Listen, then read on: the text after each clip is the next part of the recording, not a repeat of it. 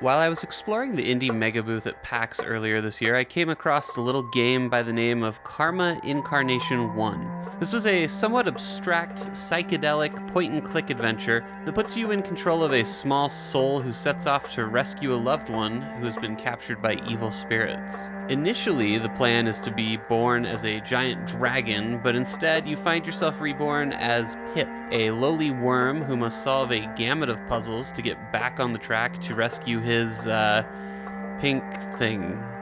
The first thing you're going to notice when you look at Karma is going to be that amazing hand-drawn art style that the game features, but you're also really in for a treat aesthetically in general. There is some excellent sound design, some great music in the game, really kind of brings the whole kind of strange world that you're in to life and makes it feel real. But this is a point-and-click adventure game that we're dealing with, and if you followed our site at all, you probably know that I have some very specific things that I look for in point-and-click adventure titles, and I also have some very specific things that bug me when I run into them. And unfortunately, from a gameplay perspective, I think that Karma kind of features more negatives than positives for the majority of its playtime.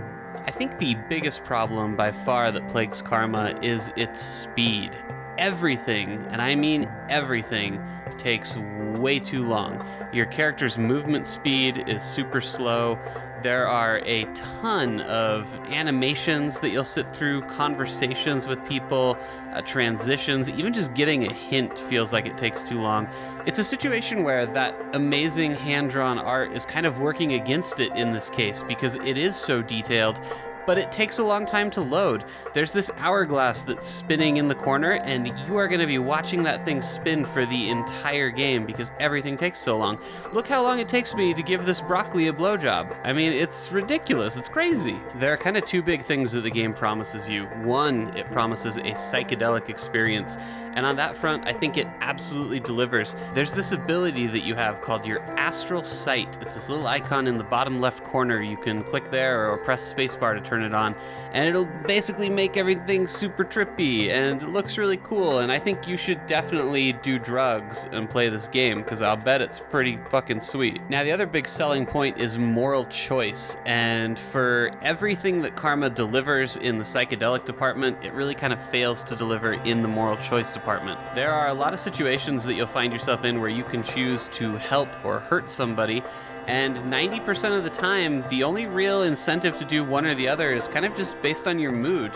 You'll find this guy, for example, who's dangling off the cliff, and you can choose to pull him back up or let him fall to his demise. And there's no real reason to just let him die. Most of the time in this game, when you hurt somebody, it's really just to be a dick.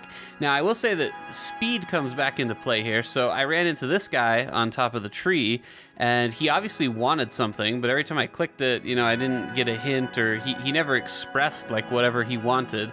I know there's a pacifist way to get around him, but I didn't feel like climbing up this tree again, and so I just went ahead and killed him. I just dealt with that. Because the game is so slow, I could not bear to go back and play it again and see how things are different based on the moral choices you make. But I did watch some other players experience the game on YouTube, and I went through my playthrough probably killing, I think, 2 people. You can go through it without killing anybody if you want. That's one way to get an achievement. You can also get an achievement by killing everyone. And I did watch another player who did kill everyone, and he and I got the exact same ending. So I'm not sure whether or not that's the case for every run through. Like I said, really, I just couldn't bear to click through this game again. It just didn't work for me. The other really big weak point is this forest level. One of the things that I hate the most in adventure games is the kind of method of puzzle that they have you do where you're basically just looking for a small icon. And so up until this point in Karma, I've mostly been dealing with puzzles that, made sense or had some kind of logic attached to them. But here you're just basically clicking around the environment and hoping that you're going to find the stuff that you need to continue on forward, and it just doesn't quite work. I did run into a couple bugs in the game as well. There's this part here where you're playing the drums, and every time the little flames on the screen turn into a picture, you're supposed to click to play the drum, but something had happened. I was moving too quickly, and if you notice when I'm clicking it, it's not actually playing the drum at all. It still has like the walk animation, and so I thought that I was just missing something or doing something wrong, but it really was the game that was causing the problem, and I sat here playing that drum for way longer than I think was probably normal. The game is obviously built with a mobile device in mind, and I know it is coming to iOS and Android maybe later this year. I'm not sure specifically on the dates on it, but you definitely get that vibe when you're playing it. There are no options to access, there's no settings. You can't even play the game in a windowed mode from what I'm seeing, which is something that I would have liked to have done. But don't expect a whole lot of bells and whistles as far as that goes. Now, as I mentioned, this is the first game in an intended series, so it doesn't really wrap up with a very concrete ending.